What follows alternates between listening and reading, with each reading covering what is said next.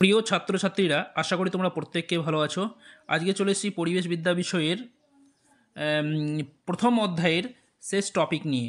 শেষ টপিকটির নাম শস্য সংরক্ষণ।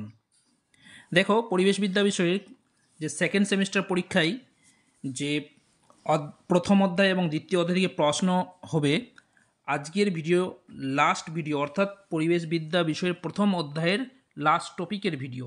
এর পরের সপ্তাহ থেকে দ্বিতীয় অধ্যায়ের টপিক ভিত্তিতে আমি কিন্তু ভিডিওগুলো দেব। তোমরা যদি না দেখে থাকো আগের ভিডিওগুলো, অবশ্যই দেখে নাও। আর 1 থেকে 9 পর্যন্ত প্রতিটা টপিকের ভিডিও পরপর দেওয়া আছে।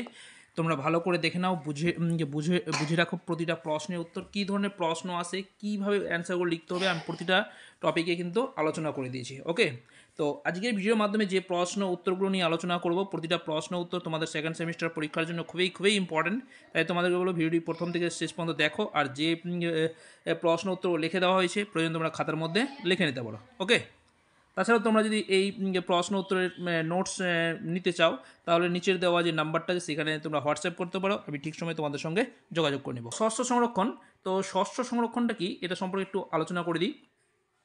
বিজ্ঞানসম্মত উপায়ে কীটপতঙ্গ, রোগ জীবাণু, শৈবাল, নিমাটোড, কৃমি, ইঁদুর প্রভৃতির হাত থেকে শস্যকে জমিতে বা শস্য ভাণ্ডারে মজুত অবস্থায় রক্ষা করার উপায়কে শস্য সুরক্ষা বা শস্য সংরক্ষণ বলি। দেখো, এই যে শস্য সংরক্ষণ, শস্য কি, শস্য বিভিন্ন রকমের কীটপতঙ্গের মাধ্যমে, তাছাড়া শৈবাল, নিমাটোড প্রভৃতির মাধ্যমে কিন্তু শস্য কী হয়, নষ্ট হয়ে যায়। তাছাড়া কি ইঁদুর সেই শস্যগুলো কী করে খেয়ে ফেলে, তার ফলে কী হচ্ছে, যে শস্যের পরিমাণ কী হয়, শস্য ভাণ্ডার থেকে কম থাকে। তার জন্য এই সমস্ত কি বলবো, যে এই যে শৈবাল, নিমাটোড বা কৃমি বা ইঁদুর প্রভৃতির হাত থেকে শস্যকে বিজ্ঞানসম্মত উপায়ে রক্ষা করার যে ব্যবস্থা, বা শস্য ভাণ্ডারে মজুত রাখার যে মজুত অবস্থায় রক্ষা করার যে উপায়, সেটাকেই বলা হয় শস্য সুরক্ষা বা শস্য সংরক্ষণ। ওকে, বর্তমানে কৃষি ব্যবস্থায় পেস্টের আক্রমণ, এই যে পেস্ট বলতে কি, এই যে সমস্ত ক্ষতিকর কীটপতঙ্গ, এটা নিয়ে আমি কিন্তু পরে আলোচনা করছি।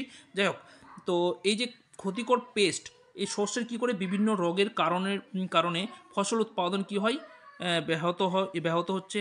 এই ক্ষতিকর পেস্ট প্রাণীদের হাত থেকে রক্ষা পাওয়ার জন্য আমাদের দেশে প্রতিষ্ঠিত হয়েছে কি, directorate of plant protection, quarantine and storage.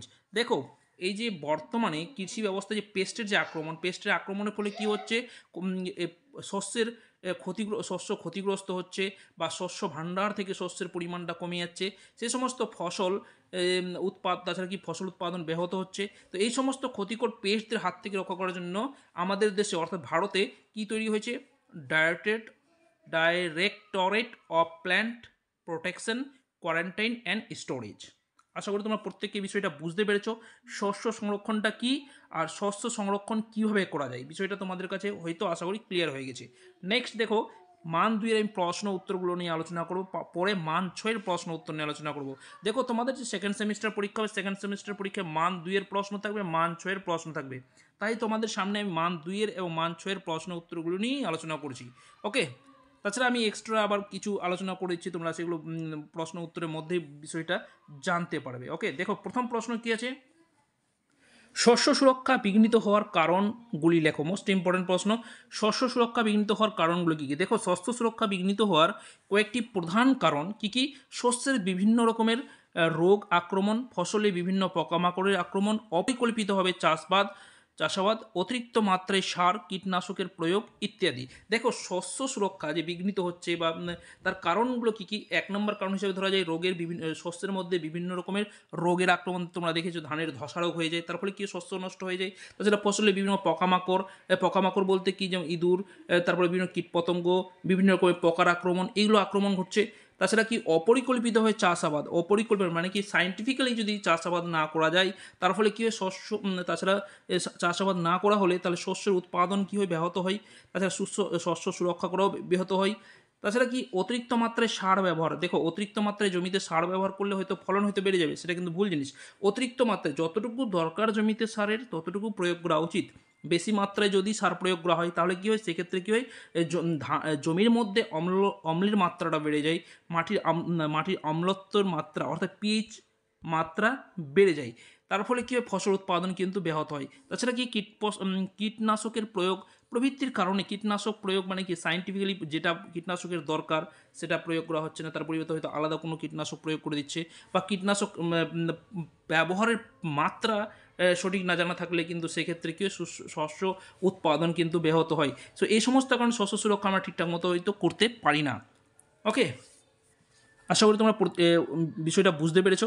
Next দেখো কি আছে প্রশ্নটা, পেস্ট কি। দেখো একটু আগে কিন্তু আমি আলোচনা করেছি পেস্ট সম্পর্কে। ওকে, পেস্ট কি, ক্ষতিকারক পতঙ্গকে পেস্ট বলে, ক্ষতিকারক পতঙ্গকে পেস্ট বলে। এবার যে পতঙ্গ তো বিভিন্ন প্রকারের হয় থাকে, তো এখানে কোন কোন পতঙ্গ আমাদের ক্ষতি করে সেগুলো নিয়ে আমি আলোচনা করেছি। যেমন ধরে নাও এখানে উদাহরণ দেওয়া হয় ধান ও হলুদের মাজরা পোকা। মাজরা পোকা কিন্তু ধান এবং হলুদের কিন্তু প্রচুর মাত্রায় ক্ষতি করে। কি ক্ষতি করে সেটা আমি কিন্তু পরে আলোচনা করবো। ওকে, তারপর হচ্ছে পামড়ি পোকা, এটা কী করে, ধানেরও ক্ষতি করে, তাছাড়া হলুদের ক্ষতি করে। তাছাড়া পাটের মধ্যে বিছা পোকা, পাট গাছে বিছা পোকা। তাছাড়া কি চেলে পোকা, অর্থাৎ চালের মধ্যে যে পোকাগুলো থাকে, তোমরা দেখবে ছোট্ট ছোট্ট পোকাগুলো হয় একটু কালচে টাইপের, সেই চেলে পোকা বলা হয়। সেই চেলে পোকা চেলে পোকা কিন্তু ক্ষতিকর পেস্ট। ওকে, তাছাড়া আখের ডগার মাজরা পোকা, পামড়ি পোকা, এই সমস্ত হচ্ছে গিয়ে পেস্ট। তবে এই পেস্ট সম্পর্কে বিজ্ঞানী ক্লার্ক বলেছেন কি, যে সকল প্রজাতির উপস্থিতি মানুষের লাভ সুবিধা এবং সুখ স্বাচ্ছন্দ্যকে ব্যাহত করে তাদের পেস্ট বলে, বিজ্ঞানী ক্লার্কের মতে।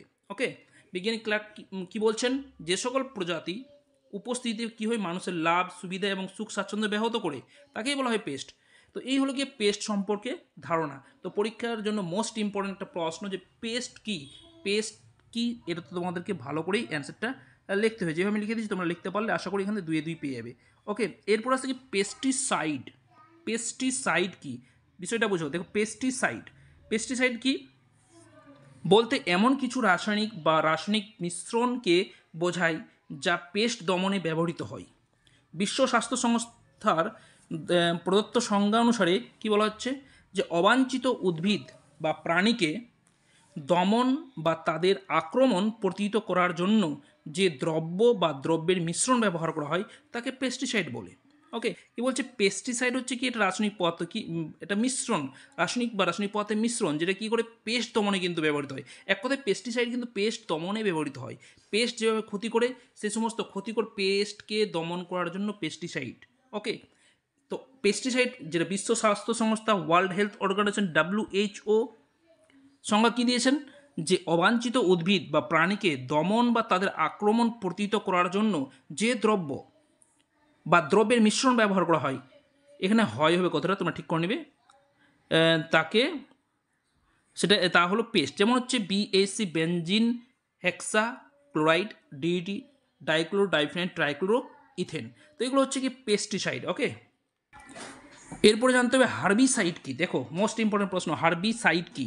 তো কৃষিক্ষেত্রে অবাঞ্ছিত উদ্ভিদ, এটা আবার উদ্ভিদ, দেখো উদ্ভিদ আগাছা দমনের জন্য যে রাসায়নিক পদার্থ ব্যবহৃত হয় তাদের হার্বিসাইড বা আগাছানাশক বলে। কি বললাম, কৃষিক্ষেত্রে দেখো ধানের জমিতে, পাটের জমিতে, যে কোনো জমিতে কি হয়, আগাছা জন্মায়। সেই আগাছা কি হয়, যে উদ্ভিদের বৃদ্ধিতে ব্যাহত করে। তাছাড়া মাটির মধ্যে যে সমস্ত রাসায়নিক পদার্থ থাকে বা রাসায়নিক সার থাকে সেগুলো কিন্তু সংগ্রহ করে নেয়। তার ফলে কি হয়, ওই জমির ফসল কি হয়, বৃদ্ধিতে বাধাপ্রাপ্ত হয় বা ঠিকঠাক মতো বৃদ্ধি হয় না। ওকে, তো সেই সমস্ত পদার্থগুলো, সেই সমস্ত উদ্ভিদ বা আগাছাদের দমনের জন্য যা ব্যবহার করা হয় বা যে রাসায়নিক পদার্থ ব্যবহার করা হয় তাকে বলা হচ্ছে হার্বিসাইড বা আগাছা নাশক। যেমন 2,4-D, তারপর ট্রায়োজিন, এগুলো সব হচ্ছে কি হার্বিসাইড। ওকে, দেখো এরপরে যে প্রশ্নটা দেওয়া আছে মোস্ট ইম্পর্ট্যান্ট প্রশ্ন, ইন্টিগ্রেটেড পেস্ট ম্যানেজমেন্ট বা IPM বা সুসংহত পেস্ট নিয়ন্ত্রণ ব্যবস্থা বলতে কী বোঝো। দেখো 3 ধরনের প্রশ্ন থাকতে পারে এখানে, ইন্টিগ্রেটেড পেস্ট ম্যানেজমেন্ট বলতে কী বোঝো, কিংবা IPM কি, বা সুসংহত পেস্ট নিয়ন্ত্রণ ব্যবস্থা বলতে কী বোঝো। দেখো 3 ধরনের প্রশ্ন আসতে পারে, তাই তোমাদেরকে বলবো ভালো করে এই উত্তরটা মনে রাখবে, আর প্রশ্নের ধরনটাও কিন্তু তোমরা প্রত্যেককে মনে রাখবে। দেখো ক্ষতিকারক, উত্তরটা বলছি, ক্ষতিকারক পতঙ্গকে পেস্ট বলে। এবার কি কৃষিক্ষেত্রে পেস্ট নিয়ন্ত্রণের জন্য ব্যাপক হারে রাসায়নিক পেস্টিসাইড ব্যবহার না করে পরিবেশের দূষণ কমানোর পাশাপাশি বাস্তুতন্ত্রের ভারসাম্য বজায় রাখতে বিভিন্ন পরিবেশ বান্ধব পদ্ধতিতে পেস্ট নিয়ন্ত্রণের যে প্রয়াস করা হয় তাকে সুসংহত পেস্ট নিয়ন্ত্রণ ব্যবস্থা বলে। দেখো বিষয়টা আমি ভেঙে বলছি। দেখো ক্ষতিকারক পতঙ্গকে কী বলা হয়? পেস্ট বলা হয়। এরা কী করে কৃষিক্ষেত্রে কৃষি জমির ফসলি উদ্ভিদের বিভিন্নভাবে ক্ষতিগ্রস্ত করে। সেই সমস্ত ক্ষতিগ্রস্ত করে থাকে। সেই সমস্ত ক্ষতিকর পতঙ্গদেরকে পতঙ্গদের কী বলবো, নিয়ন্ত্রণ করার জন্য কী করা হয়? পেস্টিসাইড ব্যবহার করা হয়। তো এই যে পেস্টিসাইড ব্যবহার করা হয়, যেমন ডিডিটি বা বিএইচসি ব্যবহার করা হয়। তো এইগুলো কী করা হয়? অতিরিক্ত মাত্রায় যদি ব্যবহার করা হয়, ব্যবহার করার ফলে কী হয়? পরিবেশের দূষণ মাত্রাটা কী হয়? বেড়ে যায়। মৃত্তিকা দূষণ ঘটে, পাশাপাশি বায়ু দূষণ ঘটে। তাছাড়া যারা হয়তো স্প্রে করে, সেই স্প্রেটা কী হয়? স্প্রেকারী হয়তো নাকের মাধ্যমে ফুসফুসে সেই যায়, তার ফলে কী হয়? সেও আক্রান্ত হয়ে যায়। তো এমনভাবে ব্যবস্থা, তাছাড়া কি বাস্তুতন্ত্রের যে সমস্ত উদ্ভিদ ওদের জমির আশেপাশে বাস্তুতন্ত্র, জলের বাস্তুতন্ত্র বা ডাঙার বাস্তুতন্ত্র কী হয়? ওই পেস্টিসাইডটা কি ক্ষতিগ্রস্ত হয়। ওকে, তো এমনভাবে যেন পেস্টিসাইড প্রয়োগ করা উচিত, তার ফলে কী হয়? পরিবেশের বাস্তুতন্ত্রের ভারসাম্য যেন বজায় থাকে, কোনো পরিবেশের যেন ক্ষতি না হয়। এই এক কথায় পরিবেশের ক্ষতি না করে পেস্টিসাইড প্রয়োগ করার যে পদ্ধতি, সেটাকেই বলা হচ্ছে কি সুসংহত পেস্ট নিয়ন্ত্রণ ব্যবস্থা বা ইন্টিগ্রেট পেস্ট ম্যানেজমেন্ট। আশা করি বিষয়টা বুঝতে পেরেছো যে পরিবেশ বান্ধব পদ্ধতিতে পেস্ট নিয়ন্ত্রণের যে প্রয়াস, সেটাই কিন্তু হচ্ছে পেস্ট নিয়ন্ত্রণ সুসংহত ব্যবস্থা বা ইন্টিগ্রেটেড পেস্ট ম্যানেজমেন্ট বা IPM। আশা করি তোমরা প্রত্যেকে বুঝতে পেরেছো। নেক্সট আমরা মান 6-এর প্রশ্ন উত্তরগুলো নিয়ে আলোচনা করব। তার আগে বলবো, তোমরা যদি চ্যানেলে নতুন এসে থাকো অবশ্যই চ্যানেলটিকে সাবস্ক্রাইব করে নেবে, পাশ থেকে বেল আইকনটি বাজিয়ে রাখবে, তাহলে সবার আগে কিন্তু এই ধরনের ভিডিও পাবে। দেখো সামনের সপ্তাহ থেকে আমি কিন্তু দ্বিতীয় অধ্যায়ের প্রশ্ন উত্তর নিয়ে আসবো, তখন তোমরা সেই প্রশ্ন উত্তরগুলো পাবে, সেগুলো পড়বে। আশা করি তোমরা প্রচুর উপকৃত হবে এই ভিডিওগুলোর মাধ্যমে। ওকে, দেখো মান 6-এর যে প্রশ্নগুলো আছে, মান 6-এর প্রশ্ন কি আছে? মেজর ও মাইনর পেস্টের মধ্যে পার্থক্যগুলি লেখো। মোস্ট ইম্পর্ট্যান্ট প্রশ্ন, ভালো করে তোমাদেরকে এই প্রশ্নের উত্তরটা পড়ে যেতে হবে। ওকে, তো এই যে প্রশ্ন উত্তরগুলো তোমাদেরকে আমি ভিডিও আকারে দিচ্ছি, তোমরা যদি এর PDF পেতে চাও বা এই প্রশ্ন উত্তরগুলো তোমরা PDF আকারে পেতে চাও, তোমাদেরকে বলবো যে নিচের দেওয়া যে মোবাইল নাম্বার, সেখানে তোমরা হোয়াটসঅ্যাপ করতে পারো। দেখো মেজর ও মাইনর পেস্টের মধ্যে পার্থক্যগুলি লেখো। তো এই যে অ্যান্সারটা আছে এখানে লেখা, আমি কিন্তু টানা লিখে দিয়েছি, তোমাদেরকে কিন্তু ছক কেটে পার্থক্যটা লিখতে হবে। ওকে, তাহলে ফুল নাম্বারটা প্রত্যেকে পাবে। প্রথমে লিখবে মেজর পেস্ট, তারপর লিখবে মাইনর পেস্ট, মেজর পেস্ট লিখে দেবে, এদিকে মাইনর পেস্ট লিখবে, তারপরে 1-2 করে পার্থক্যগুলো লিখে যাবে। ওকে, তো যাই হোক আমি টানা লিখে দিয়েছি, ছক আকারে লেখা হয়নি। যাই হোক, কী আছে 1 নম্বর পার্থক্যটা? মেজর পেস্টের বিস্তার বেশি কিন্তু মাইনর পেস্টের বিস্তার কম। তাহলে পার্থক্যের মধ্যে ছকের মধ্যে কী লিখবে? একদিকে মেজর পেস্ট এর বিস্তার বেশি কিন্তু মাইনর পেস্ট, 2 নম্বর ওইদিকে লিখবে, ডান দিকের ছকটাতে লিখবে কি মাইনর পেস্টের বিস্তারটা কম। 2 নম্বর কী আছে? যে মেজর পেস্ট বেশি ক্ষতিকর, তারপরে কি ডান দিকে লিখবে, বাম দিকে লিখবে মেজর পেস্ট বেশি ক্ষতিকর, বাম দিকে মেজর পেস্ট বেশি ক্ষতিকর, ডান দিকে লিখবে মাইনর পেস্ট কম ক্ষতিকর। ওকে, এভাবে তোমরা কিন্তু পার্থক্যটা লিখবে। 3 নম্বরে কী লেখা আছে? নির্দিষ্ট ভৌগোলিক অঞ্চলে মেজর পেস্টের সংখ্যা বেশি হয়ে থাকে কিন্তু মাইনর পেস্টের সংখ্যা তুলনামূলকভাবে কম। আমি যেভাবে লিখি সেভাবে কিন্তু লিখলেও নাম্বারটা পাওয়া যাবে, কিন্তু তোমাদের ফুল নাম্বারটা কিন্তু ক্যারি করবে না। ওকে, তোমরা এই বিশেষ করে এই প্রশ্নটা তোমরা ছক কেটে লিখবে, তাহলে ফুল নাম্বারটা হবে। নেক্সট 4 নম্বর কী আছে পার্থক্যতে? মেজর পেস্ট সাধারণত মনোফেগাস প্রকৃতির হয় কিন্তু মাইনর পেস্টটা কী হয়? পলিফেগাস প্রকৃতি হয়। তাহলে বাম দিকে কী লিখবে? মেজর পেস্ট সাধারণত মনোফেগাস, আর ডান দিকে লিখবে কি? মাইনর পেস্ট পলিফেগাস প্রকৃতির হয়। ওকে, নেক্সট কী আছে 5 নম্বর পার্থক্য? কয়েকটি মেজর পেস্ট হলো মাজরা পোকা, গন্ধি পোকা, পামড়ি পোকা, কিন্তু কয়েকটি মাইনর পেস্ট হলো কি? শ্যামা পোকা, চুঙ্গি পোকা ইত্যাদি। এইভাবে লিখলে কিন্তু প্রশ্ন উত্তরটা কমপ্লিট হবে। ওকে, নেক্সট প্রশ্নতে চলে যাই। দেখো নেক্সট প্রশ্ন, সুসংহত পেস্ট নিয়ন্ত্রণ উদ্দেশ্য এবং মূলনীতিগুলি লেখো। দেখো সুসংহত পেস্ট নিয়ন্ত্রণ পদ্ধতি কি, এটা সম্পর্কে কিন্তু আমি আগে জানিয়ে দিয়েছি। এখন এই সুসংহত পেস্ট নিয়ন্ত্রণ উদ্দেশ্যটা আর মূলনীতি কী সেটা সম্পর্কে কিন্তু আলোচনা করব। ওকে, তো এই যে সুসংহত পেস্ট নিয়ন্ত্রণের উদ্দেশ্য গুলো কী কী সেটা পরপর আলোচনা করেছি। দেখো 1 নম্বর কী আছে? পরিবেশ দূষণের মাত্রার হ্রাস ঘটানো, অর্থাৎ এই যে পেস্টিসাইড প্রয়োগ করা হয়, পেস্টিসাইড প্রয়োগের ফলে কী হয়? পরিবেশ দূষণ কিন্তু বৃদ্ধি পায়। সেক্ষেত্রে কী হয়? সুসংহত পেস্ট নিয়ন্ত্রণের মাধ্যমে কী হয়?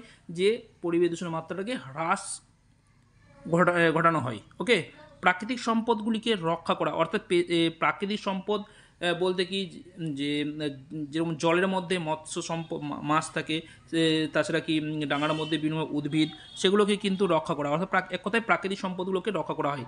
কেননা যদি সুসংহত পদ্ধতিতে পেস্ট নিয়ন্ত্রণ প্রয়োগ না করা হয় তাহলে কি হচ্ছে, প্রাকৃতিক সম্পদ কিন্তু ক্ষতিগ্রস্ত হয়ে পড়বে। তাই এটা কিন্তু প্রাকৃতিক সম্পদকে রক্ষা করা কিন্তু একটা উদ্দেশ্য সুসংহত পেস্ট নিয়ন্ত্রণের। ওকে, 3 নম্বর কী আছে, শস্য ক্ষেত্রে বাস্তুতান্ত্রিক উপাদানগুলিকে ক্ষতিগ্রস্ত না করে। দেখো একটু আগেই আলোচনা করেছি প্রথমেই যে শস্যক্ষেত্রে বাস্তুতান্ত্রিক যে উপাদান, দেখো শস্যক্ষেত্র এটা কিন্তু কৃত্রিম বাস্তুতন্ত্রের উদাহরণ। ওকে, কৃত্রিম বাস্তুতন্ত্রটা উদাহরণ। এই যে কৃত্রিম বাস্তুতন্ত্র এর যে উপাদান বা বিভিন্ন কম্পোনেন্ট সেগুলো যেন ক্ষতিগ্রস্ত না হয় সেটাও কিন্তু একটা উদ্দেশ্য। ওকে, 4 নম্বর কী আছে, জীব বিবর্ধন হ্রাস করা অর্থাৎ জীব বিবর্ধন বা বায়োম্যাগনিফিকেশন হ্রাস করাটা হচ্ছে গিয়ে এই সুসংহত পেস্ট নিয়ন্ত্রণের একটা অন্যতম উদ্দেশ্য। নেক্সট, মূলনীতি। এই মূলনীতিগুলো কী কী বুঝে নাও। সুসংহত পেস্ট নিয়ন্ত্রণের মূল উদ্দেশ্য হলো ব্যাপক হারে রাসায়নিক পেস্টিসাইড না প্রয়োগ করে কৃষিক্ষেত্রে ক্ষতিকর পেস্ট প্রজাতির ধ্বংস করা। জীববৈচিত্র্য আইন 2002 অনুযায়ী প্রতিটি জীব প্রজাতির পৃথিবীতে বসবাসের অধিকার আছে। তাছাড়াও বাস্তুতন্ত্রে কোনো না কোনো জীবের গুরুত্বপূর্ণ ভূমিকা আছে। আর রাসায়নিক পেস্টিসাইড ব্যবহারের কোনো পেস্ট প্রজাতির সদস্যদের ধ্বংস করে ওই প্রজাতিকে বিলুপ্ত করে দেয়। তাই পেস্টের সম্পূর্ণরূপে দূরীকরণ না করে তাদের পরিবেশ বান্ধব প্রযুক্তি ব্যবহারের মাধ্যমে নিয়ন্ত্রণ করা উচিত। সুসংহত পেস্ট নিয়ন্ত্রণ নীতি অনুযায়ী ক্ষতিকর পেস্টের এমনভাবে নিয়ন্ত্রণ করা হয় যাতে তাদের সংখ্যা অর্থনৈতিক স্থিতিমাত্রা অতিক্রম না করে। কৃষি ব্যবস্থায় সুসংহত পেস্ট ব্যবস্থাপনা একটি গুরুত্বপূর্ণ দিক হিসাবে বিবেচিত হয়। তাই পেস্ট হত্যা নয়, পেস্টকে নিয়ন্ত্রণ করাই এর মূল নীতি। বোঝার চেষ্টা করো, পেস্ট হত্যা নয়, পেস্টকে নিয়ন্ত্রণ করাটাই এর মূল নীতি। ওকে, আশা করি তোমরা বুঝতে পেরেছো, ভালো করে খাতার মধ্যে লিখে নিবে। নেক্সট প্রশ্নতে চলে আসি। শস্যের বিভিন্ন প্রকার পেস্ট সম্পর্কে আলোচনা করে। দেখো এখানে বিভিন্ন পেস্ট সম্পর্কে আলোচনা করে দিয়েছি। তো শস্যের মধ্যে বিভিন্ন পেস্ট দেখতে পাচ্ছি, মাজরা পোকা, গন্ধি পোকা, এগুলো সম্পর্কে তোমাদেরকে আলোচনা করে দিতে হবে। ওকে, তো যেগুলো লিখেছি তোমরা ভালো করে পড়ে নেবে। ওকে, বিভিন্ন প্রকার পেস্ট কী কী, মাজরা পোকা কি, এটা হচ্ছে ধানের মেজর পেস্ট। মাজরা পোকা ধানের মেজর পেস্ট। ওকে, মেজর মানে বেশি ক্ষতি করে। এরা কি করে, এরা লার্ভা দশায় ধানের ক্ষতি করে। লার্ভা কাণ্ড ছিদ্র করে ভেতরে প্রবেশ করে এবং কাণ্ডের কলাগুলোকে কলা ভক্ষণ করে, ফলে ধান গাছ শুকিয়ে যায়। ওকে, এটা কী হয়, লার্ভা অবস্থায় কাণ্ডের মধ্যে, ধান গাছের কাণ্ডের মধ্যে কাণ্ডের মধ্যে ছিদ্র করে প্রবেশ করে এবং সেই কাণ্ডের যে কলাগুলো থাকে, কলার রস থাকে, সেগুলো এরা কী করে শোষণ করে নেয়। শোষণ করার ফলে কী হয়, ধান গাছ কী হয়, শুকিয়ে যায়। অর্থাৎ শুকনো, এই যে লেখা হয়েছে শুকনো ধান গাছকে বলা হয় ডেড হার্ট। অর্থাৎ এই যে কলা বা কলা রস শোষণ করে নেওয়ার ফলে ধান গাছটা কী হয়, শুকিয়ে যায়। এই শুকিয়ে যাওয়াকে বলে ডেড হার্ট বলা হয়। হয়তো অবজেক্টিভ থাকতে পারে ডেড হার্ট কী, মানে মান 2 এর প্রশ্নতে ডেড হার্ট কী, এর কারণটা কি লেখো, থাকতে পারে এই ধরনের প্রশ্ন। তাই তোমাদেরকে বুঝে প্রতিটা অ্যান্সার ভালো করে মনে রাখতে হবে। তাছাড়া কি, ওকে, তাছাড়াও যখন ধান গাছের শীষ উৎপন্ন হয় তখন কচি ধানের রস খায়। দেখো এই বিষয়টা কিন্তু আমি একটু আগে বললাম। ফলে কি শুকনো শীষ বের হয়, ধান গাছের শীষ কী হয়, রস খেয়ে নেয়, ফলে শুকনো শীষ বের হয়। এই শুকনো মঞ্জুরি শীষকে বলা হয় হোয়াইট ইয়ার্ড হেড। তো এখান থেকে আমরা দুটো জিনিস পেলাম, ডেড হার্ট আর একটা হোয়াইট ইয়ার হেড, দুটা বিষয়। তো পরীক্ষায় হয়তো মান 2 থাকতেই পারে ডেড হার্ট এবং হোয়াইট ইয়ার্ড হেড কী, বা বলতে কী বোঝো, কারণ লেখো, এই ধরনের প্রশ্ন আসতে পারে পরীক্ষায়। ওকে, তারপরে দেখো নেক্সট হচ্ছে গন্ধি পোকা ধান ও গমের পেস্ট। এরা ধান গাছেও ক্ষতি করে, গম গাছেরও ক্ষতি করে। ওকে, এদের পূর্ণাঙ্গ নিম্ফ উভয় দশাই কিন্তু ক্ষতিকারক। পূর্ণাঙ্গ অবস্থায় ক্ষতি করে, নিম্ফ অবস্থায় ক্ষতি করে। এরা ধান গাছের কাণ্ড পাতার রস চুষে খায় এবং ক্লোরোফিল ভক্ষণ করে, ফলে গাছ কী হয়, শুকিয়ে হলুদ হয়ে যায়। নেক্সট হচ্ছে গিয়ে পামড়ি পোকাটা কি, পামড়ি পোকা ধান গাছের পেস্ট। এদের পূর্ণাঙ্গ লার্ভাদশা ক্ষতি করে, এরা ধানের কচি পাতার সবুজ অংশ ভক্ষণ করে, ফলে ধান গাছ শুকিয়ে যায়। এরপর নেক্সট বার্ক বিটল বৃক্ষ ও গুল্মজাতীয় উদ্ভিদের ক্যাম্বিয়ামের কলা ভক্ষণ করে, ফলে সংবহনে বিঘ্ন ঘটে এবং খাদ্য উৎপাদন ব্যাহত হয়। ওকে, তারপর হচ্ছে স্টিং বাগের তীক্ষ্ণ স্টিং এর সাহায্যে উদ্ভিদের কলার মধ্যে উৎসেচক প্রবেশ করায় এবং অর্ধপাচিত কলা শোষণ করে নেয়, ফলে গাছের ক্ষত সৃষ্টি হয়। অর্থাৎ স্টিং বাগ কী হয়, গাছের ক্ষত সৃষ্টি করে দেয়। তাদের যে মাথার সামনে স্ট্রিং থাকে, সেই স্ট্রিং কী করে কলার মধ্যে সেই ঢুকিয়ে দেয়, উদ্ভিদের যে কোনো অংশের মধ্যে ঢুকিয়ে দেয়, আর তার ফলে কী হয়, সেখানে উৎসেচক প্রবেশ করে। তার ফলে কী হয়, সেখানে সেই কলাগুলো কী হয়, মানে কী বলবো, যে সেখানে ক্ষতের মতো অর্থাৎ ঘায়ের মতো সৃষ্টি হয়ে যায়। এই স্টিং বাগ কী করে গাছের ক্ষত সৃষ্টি করে দেয়। নেক্সট, লেদা পোকা। দেখো, লেদা পোকা লার্ভাদশায় দিনের বেলায় আত্মগোপন করে থাকে এবং রাত্রেবেলায় দলবদ্ধভাবে এসে ফল খেয়ে প্রভূত ক্ষতি করে। লেদা পোকা কি রাত্রেবেলায় কিন্তু এরা বার হয়, দিনের বেলায় কী করে লুকিয়ে থাকে, আর রাত্রেবেলা বার হয় তারা কী করে বিভিন্ন ফসলের উপর গিয়ে বসে ফসলের উদ্ভিদের ফসল খেয়ে প্রভূত ক্ষতি করে, প্রচুর ক্ষতি করে দেয়। নেক্সট হচ্ছে ঘুজিয়া পোকা। তো ঘুজিয়া পোকাটা কি, ঘুজিয়া পোকা গমের অঙ্কুরিত চারা, দেখো এটা গমের অঙ্কুরিত চারা, পাতা, নরম কাণ্ড খেয়ে ফসলে প্রভূত ক্ষতি করে। এক কথায় ঘুজিয়া পোকা যেটা, সেটা হচ্ছে গমের পেস্ট। ওকে, তো এই ছিল আজকের ভিডিওর কিছু গুরুত্বপূর্ণ প্রশ্ন উত্তর। আশা করি তোমরা প্রত্যেকে বুঝতে পেরেছো। তো আজকে এই ভিডিওর মাধ্যমে আমি প্রথম অধ্যায় তোমাদেরকে কমপ্লিট করে দিলাম। এর পরের সপ্তাহ থেকে আমি তোমাদের সামনে তৃতীয় অধ্যায়ের টপিক ধরে ধরে প্রশ্ন উত্তর নিয়ে আসব। আশা করি এই ভিডিওগুলোর মাধ্যমে তোমরা প্রচুর উপকৃত হবে। পাশাপাশি তোমাদেরকে জানিয়ে রাখি, যদি তোমরা নোটস পেতে চাও পরিবেশবিদ্যা বিষয়ে, তারা নিচে দেওয়া নাম্বারে যোগাযোগ করতে পারো। অনলি হোয়াটসঅ্যাপ করে তোমরা জানাবে, আমি তোমাদের সঙ্গে ঠিকঠাক মতো ঠিক সময়ে রেসপন্স দিব। ভিডিওটি ভালো লাগছে লাইক করো, বন্ধুদের শেয়ার করো, আর চ্যানেল অবশ্যই চ্যানেলটিকে সাবস্ক্রাইব করে পাশে থাকো। ধন্যবাদ, দেখা হচ্ছে পরের ভিডিওতে।